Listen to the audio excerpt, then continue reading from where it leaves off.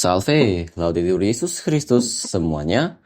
Banyak orang bertanya, khususnya yang beriman sebagai Kristen Katolik atau Kristen non-Katolik atau bahkan juga non-Kristen, mengatakan atau bertanya, kenapa umat Katolik biasanya saat misa hanya menerima tubuh Kristus saja, alias hosti? Kenapa tidak dua-duanya saja? Jadi apakah umat tidak dapat darah Kristus?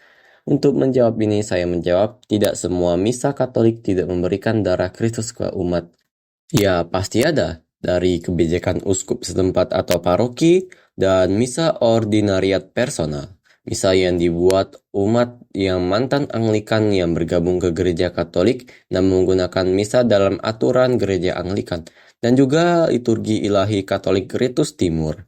Lantas, apakah bermasalah bahwa umat tidak diberikan anggur, yaitu darah Kristus? Jawabannya tidak. Konsili Trento sudah menegaskan bahwa dan iman ini telah ada sepanjang masa di gereja Allah bahwa segera setelah konsekrasi, tubuh sejati Tuhan kita dan darahnya yang sejati bersama dengan jiwa dan keilahiannya berada di bawah rupa roti dan anggur, tetapi tubuhnya memang ada di bawah rupa roti dan darahnya di bawah rupa anggur. Oleh kekuatan kata-kata konsekrasi, namun tubuh itu sendiri juga berada di bawah rupa anggur dan darah di bawah rupa roti, serta jiwanya di bawah kedua rupa tersebut. Oleh kekuatan hubungan alami dan kebersamaan atau konkomitantie, yang menghubungkan bagian-bagian Kristus Tuhan kita yang kini telah bangkit dari antara orang mati dan tidak akan mati lagi. Lebih lanjut, keilahiannya juga hadir karena persatuan hipostatik yang mengagumkan dengan tubuh dan jiwanya. Hal ini juga diajarkan oleh Santo Thomas Aquinas. Santo Thomas Aquinas mengatakan, saya menjawab bahwa berdasarkan apa yang telah kita katakan di atas, harus ditegaskan dengan pasti bahwa seluruh Kristus hadir di bawah setiap rupa sakramen, meskipun tidak dengan cara yang sama pada masing-masing rupa, sebab tubuh Kristus memang hadir di bawah rupa roti oleh kekuatan sakramen, sementara darahnya hadir di sana melalui hubungan nyata atau konkomitantia, sebagaimana telah dinyatakan sebelumnya mengenai jiwa dan keilahian Kristus.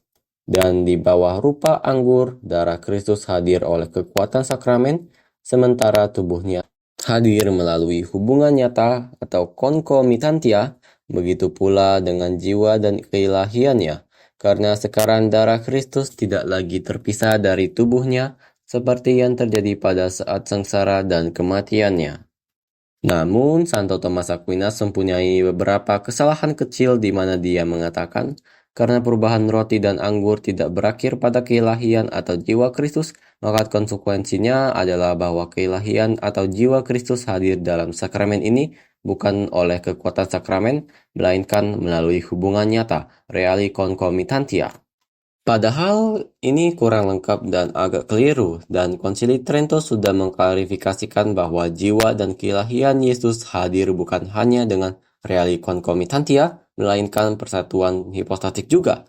Tapi ini hanya kesalahan kecil saja yang dibuat oleh Santo Thomas Aquinas. Jadi sudah jelas bahwa umat tidak diberikan anggur karena hosti itu sendiri hadirlah darah Kristus melalui keterhubungan nyata dan persatuan hipostatik. Dan juga sebelum Aquinas menulis karya terkenalnya Summa Theologiae, di sekitar tahun 1266 sampai 1273, di Portugal ada mukjizat Ekaristi di Santarém. Bisa kita lihat di karya Beato Carlo Acutis, yaitu The Eucharistic Miracles of the World, yaitu mukjizat Ekaristi di Santarém bersama dengan mukjizat di Lanciano dianggap sebagai salah satu yang paling penting. Berbagai penelitian dan analisis kanonik telah dilakukan terhadap relikwi tersebut.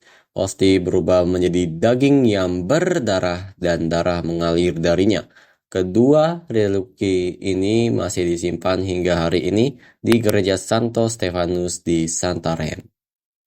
Jadi kebijakan tidak selalu memberikan anggur ke umat itu karena anggur sendiri adalah benda cair, sehingga jika jatuh akan jadi repot dan liturgical abuse jadi lebih banyak.